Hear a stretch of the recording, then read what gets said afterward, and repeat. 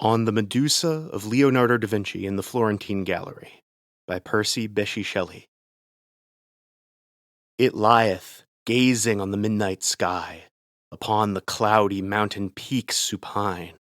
Below, far lands are seen tremblingly, its horror and its beauty are divine. Upon its lips and eyelids seems to lie loveliness like a shadow from which shrine, fiery and lurid struggling underneath the agonies of anguish and of death.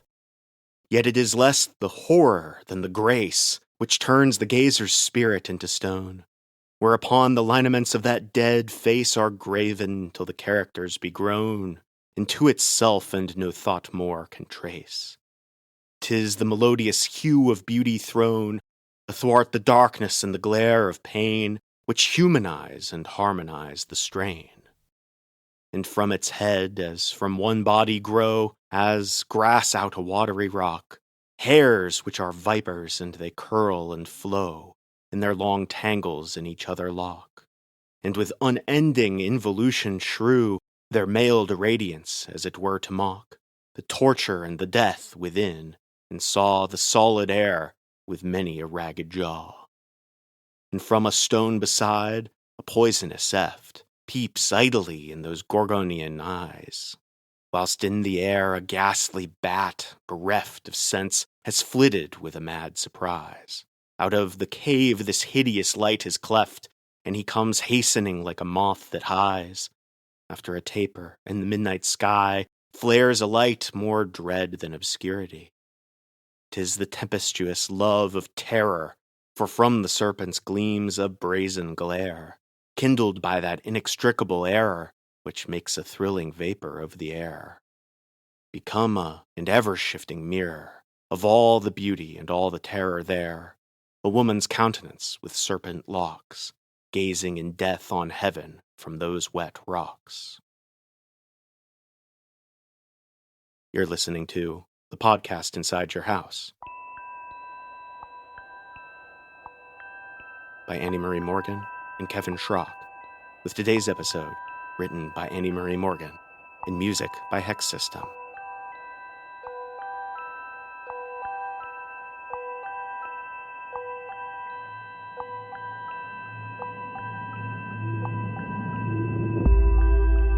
Season 2, Episode 17, The Slinking Thing from Sinking Spring.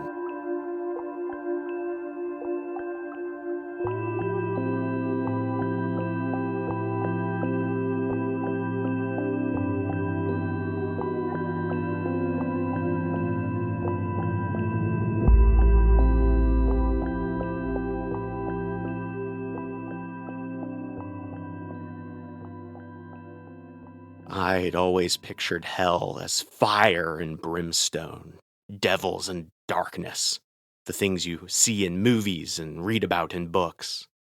But hell is none of those things. Hell is a cleansing, so all-consuming that you yourself disappear, little by little.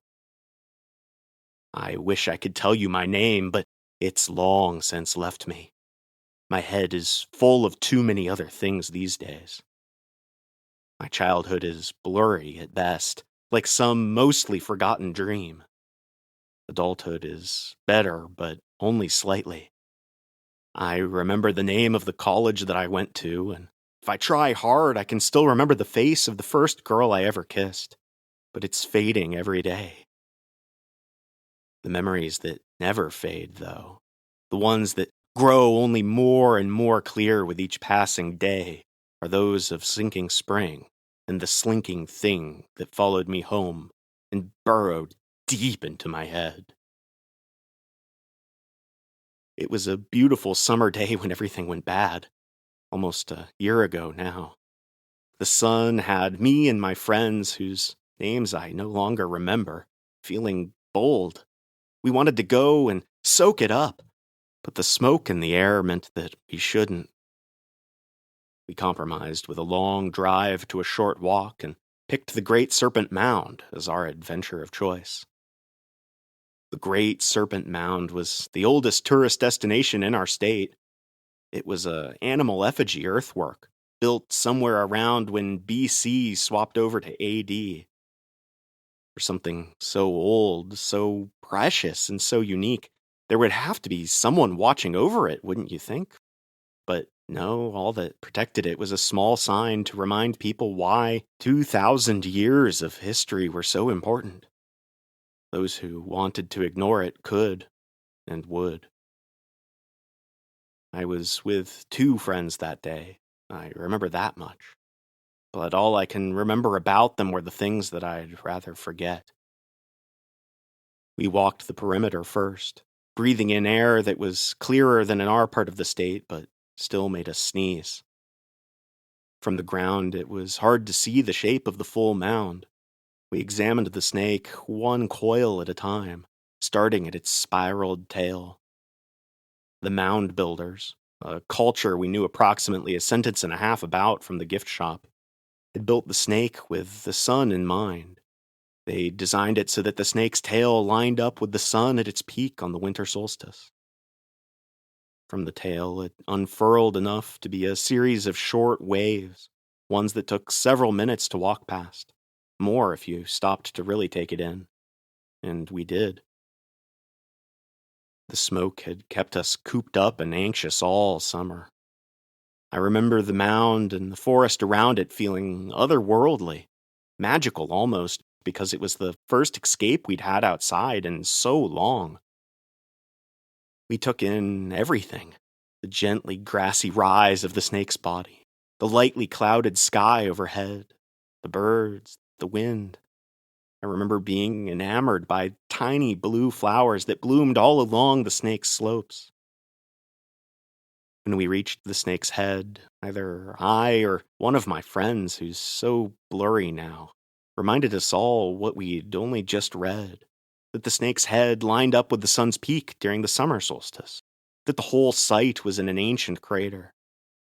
I remember marveling at that, wondering if the people who'd built it had chosen it for that reason, as if they could sense the prehistoric importance of the place.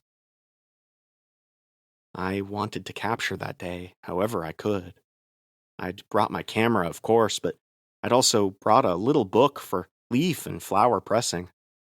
I looked around before I did it, like I knew I shouldn't be taking what I was about to take, but I did it anyway. I grabbed one of the little blue flowers from the head of the great snake and pressed it into my book.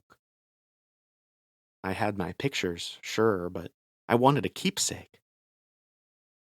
Our last stop was an old lookout tower that let us see the serpent from a bird's eye view. We stood up there for an eternity, breathing in air that was ever so slightly tinged with ash, but still so lovely. The new perspective helped us see the true shape of the snake, and I noticed something peculiar about its head. It was separated from the rest of its body. It was a perfect oval and built a foot or so away, the snake's neck curved around it, decapitating it. As I studied it, I wondered if maybe the oval wasn't actually its head. Maybe what I'd thought was the neck curving around was actually a mouth, reaching out to swallow the sun itself. On the drive home, our cabin fever had us looking for any excuse to stop and stretch our legs, and we found it in a town just minutes north of the Serpent Mound. It was a place with a strange name: Sinking Spring. Sinking Spring looked like every other small town we'd driven through, the lone landmark being a strange building shaped like an octagon. But it represented a delay to us, a short reprieve from going back to our houses and apartments and hiding from the news and from the world. We treasured every quaint farmhouse, every storefront as we drove slowly through. And as the town ended and the forest began, it gave us one last surprise when we pulled up to a cemetery on a hill. And just like at the Serpent Mound, just like at every other place I'd ever visited, I wanted to take a part of it with me. At cemeteries, I always took the same things. I always took the names. I had a different little notebook for these, and I carried it with me everywhere. That one was a plain white sketchbook, and in charcoal I'd take etchings of the most interesting or the most weathered names and death dates. I liked to use these for my stories, my poems. I thought I was giving the names a new life. I wish I could remember the things that I used to write. They were so important to me in another life, but I don't have space for them in my head anymore. My friends walked around, enjoying the air, while I hopped from gravestone to gravestone, choosing favorites. I got closer and closer to the woods at the cemetery's edge, and as I did, something was making its way closer to me. I don't know if it came from the forest, or another world, or hell itself, but it found me. I spotted it when I held my paper up to the light to admire an etching I'd taken of the name and day-long life of an infant. It blended in with the trees at first, until it shifted, quickly but quietly closer to me. There it was in the trees, a thing made of gray-brown flesh, the color of bark, but smooth. I saw its arm first, and my eyes had to adjust to its camouflage to see the rest. I zeroed in on the small movements of it, swaying and breathing, puzzling out the rest of its body, or what I could see of it anyway. My eyes followed its skeletal arm all the way up to its jagged shoulder, and then up to its long, long neck and its round, round head. A head that was dotted with a dozen milky white eyes. I stared into those eyes for what felt like an eternity, and then snapped out of it when it jumped closer. Faster than I could blink, it was at a new tree, one that was several feet closer to me. It hadn't made a sound. I remember yelling, but they weren't words. My friends understood the sounds nonetheless, as ones that meant we needed to leave, urgently. And so we did. I must have told them what I saw, but the car ride home and the rest of that summer have mostly left me. Trying to remember anything but the serpent mound and the demon thing at Sinking Spring is like trying to catch a river with a fork. The only memories that I can dredge up on command after that are the ones involving the creature, as if the entire rest of my life wasn't even worth remembering, as if those moments of dread and terror were all that was worth keeping.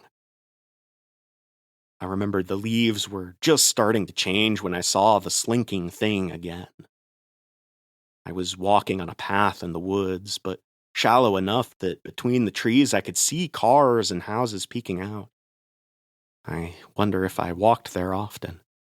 It seemed a pleasant enough place, a peaceful one, had the demon not invaded it. But I can't conjure any memories of peace.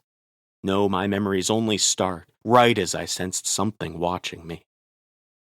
I turned and saw the trees swaying, but some were moving against the wind, and there I once again picked out the many peering eyes of the demon. Its arms were elongated, snaking through the trees. It was a short run away from me, and I hoped that meant I was safe, but I'd seen how fast it could move. I backed away, and as I did, its head stayed still, but its arms crept closer towards me. One, then two, then three of them, peeking out ever so slightly from the closer trees. I ran away, and the next thing I can remember is the next time I saw the slinking thing. This time I was in the deep woods, the leaves in full sunset bloom. I don't understand why I'd let myself go to the wilderness, knowing what was after me. This time I was wearing hiking clothes, with a heavy backpack slowing me down. I looked behind me and saw the thing moving fast, but the thing is I never saw it jump from tree to tree. It just appeared silently behind each trunk, as if it couldn't exist in the spaces between. I ran right into the next memory and found myself walking through a dirty city block. The hairs on the back of my neck told me that the thing was nearby, and I looked behind me for long enough that when I finally looked ahead, it was right on top of me.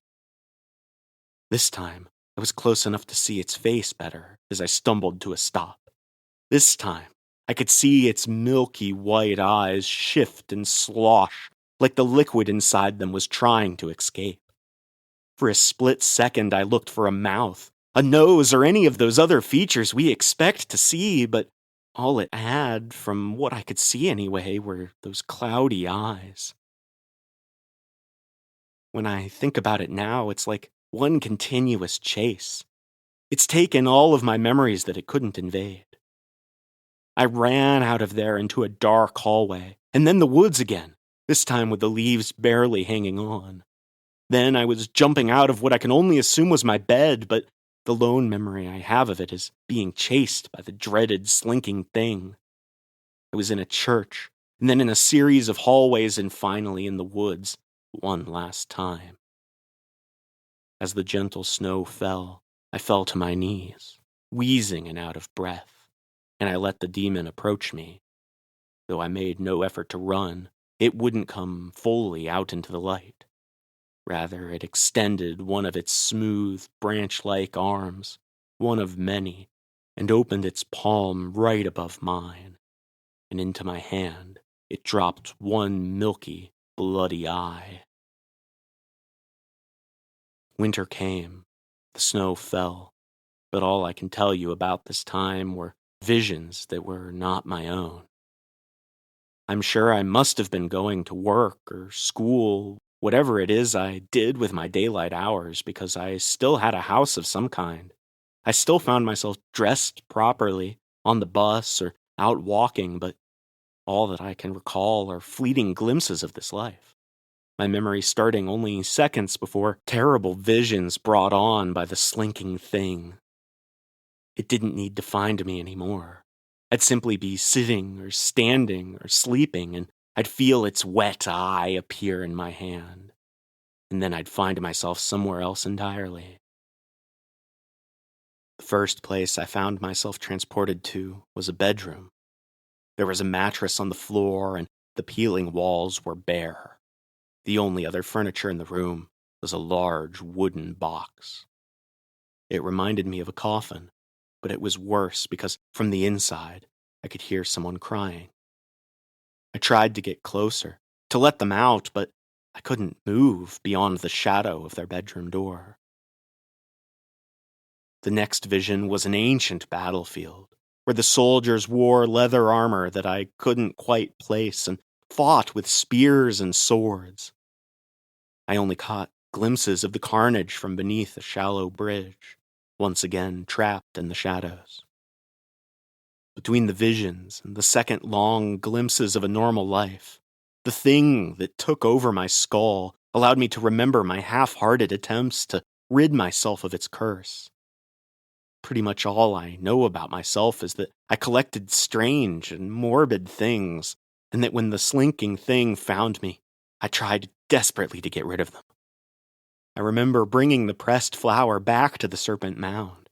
I remember burying the pages of cemetery engravings I'd taken back at Sinking Spring. I remember throwing fossils into a creek.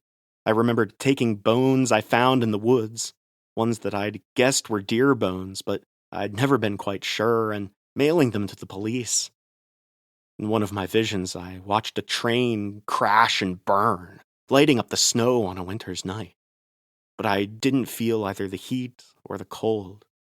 I watched just a few survivors crawl out of the wreckage, dressed in clothes from a bygone era.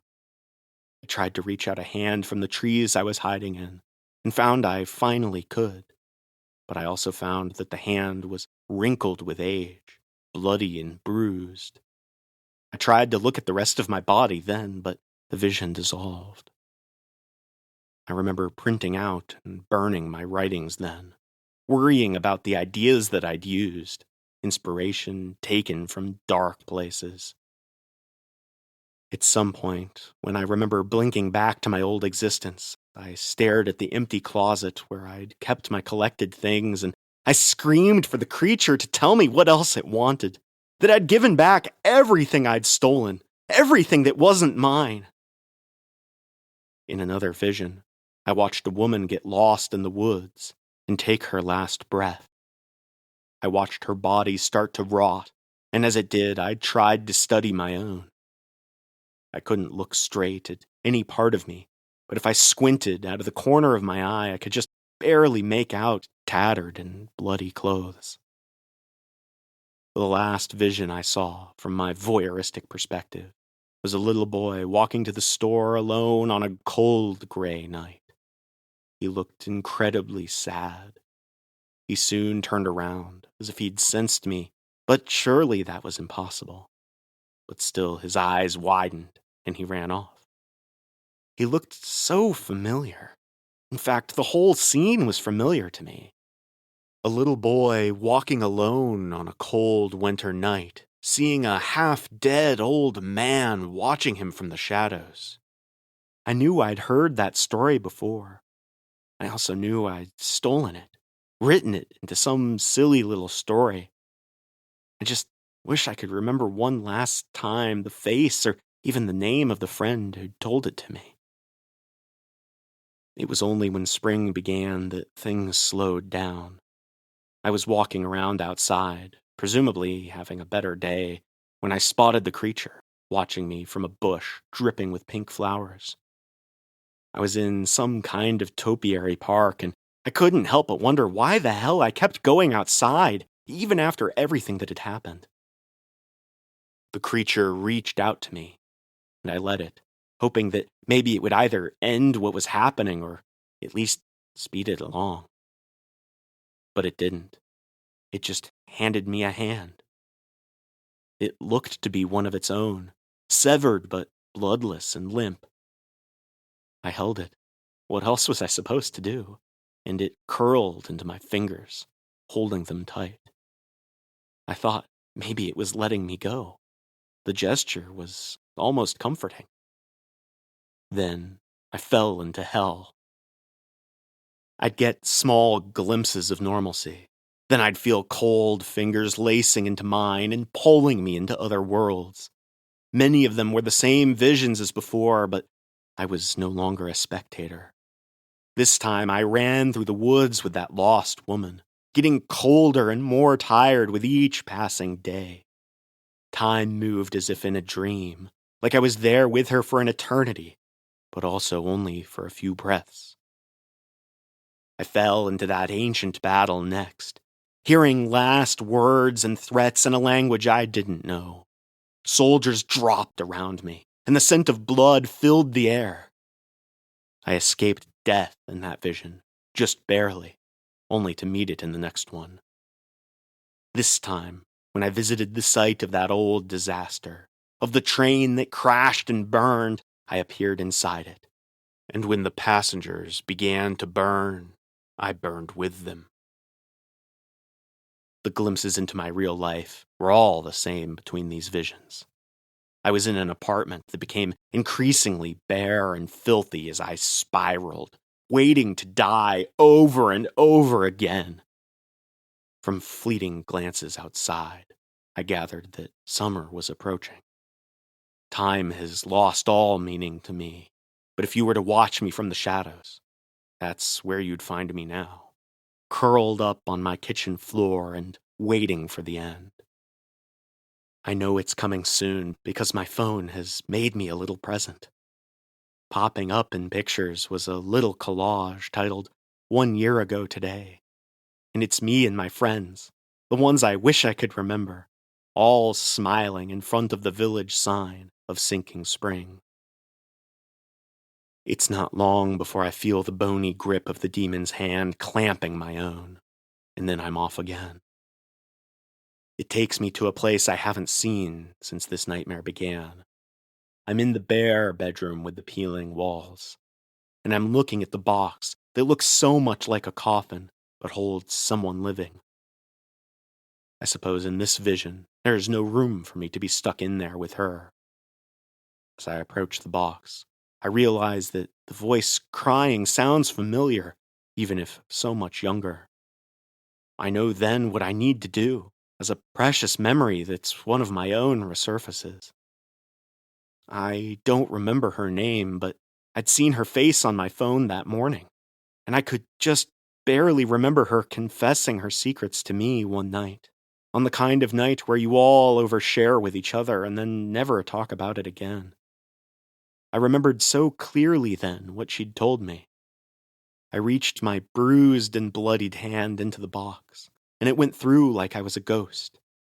I found her small hand, and I held it for a while, and then I whispered to her the words I remembered her whispering to me not so long ago.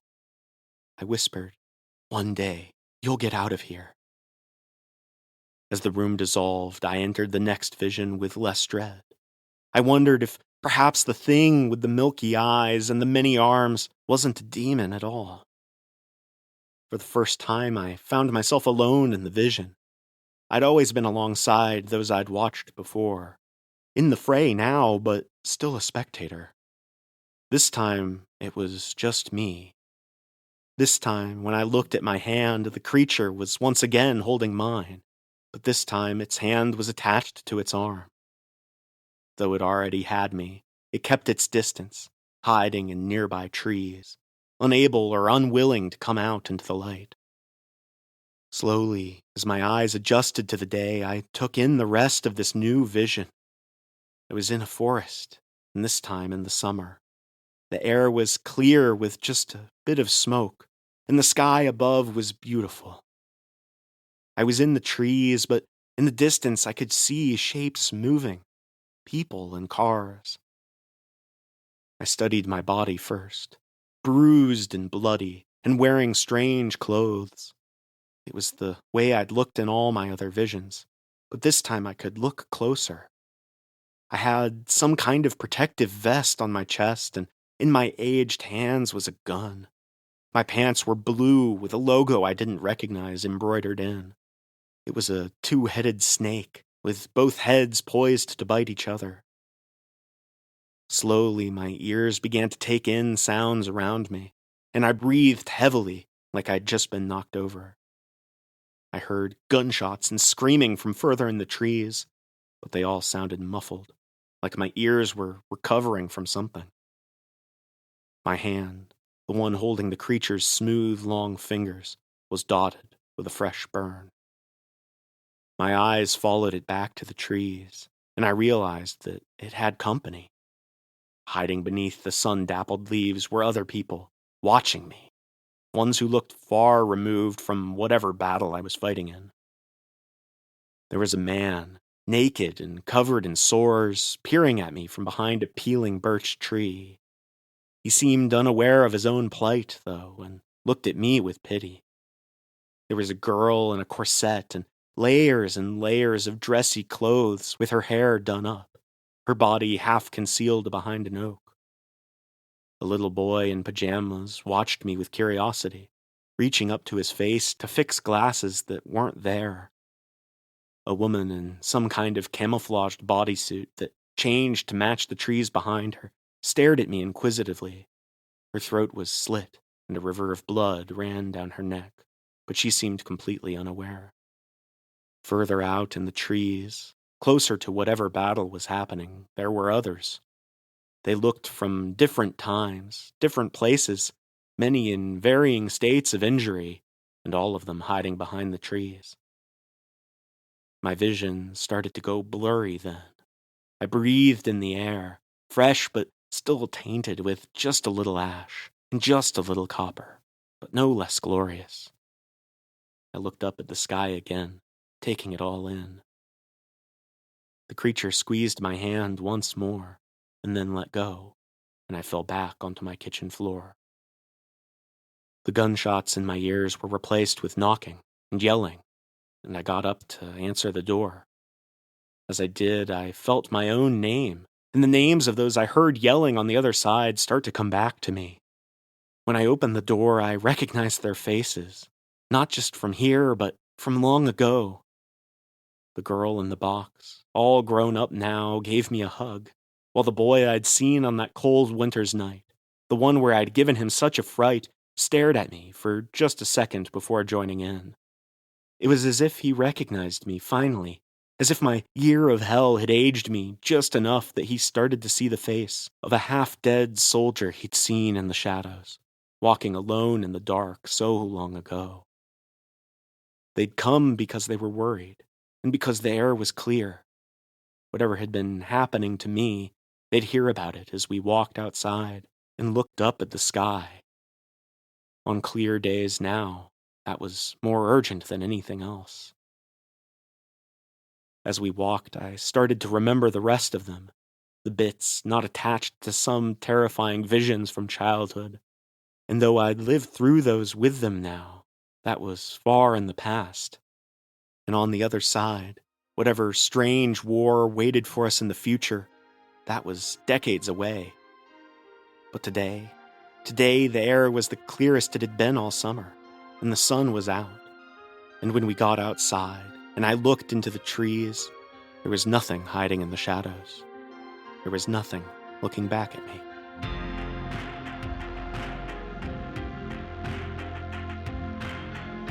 Thank you for tuning into this episode of The Podcast Inside Your House. To hear every tale of terror as they're released, subscribe to our show on your podcast app or on YouTube, or follow us on Facebook and Blue Sky. And until next time, remember that you can find inspiration anywhere. That also means that there's nowhere to hide when it wants to find you.